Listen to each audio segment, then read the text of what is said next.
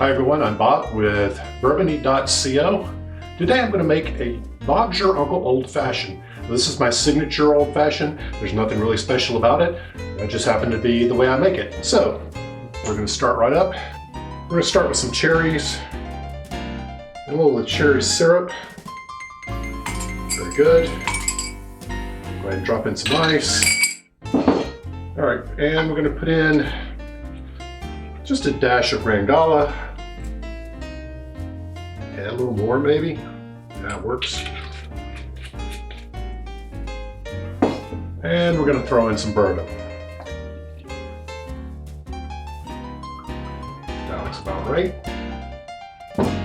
No particular measurements, as you can see. And then 5 or 6 shakes of Angostura bitters.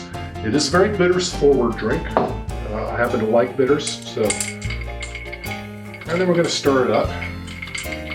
Make sure everything, particularly that cherry syrup, gets all good and mixed in.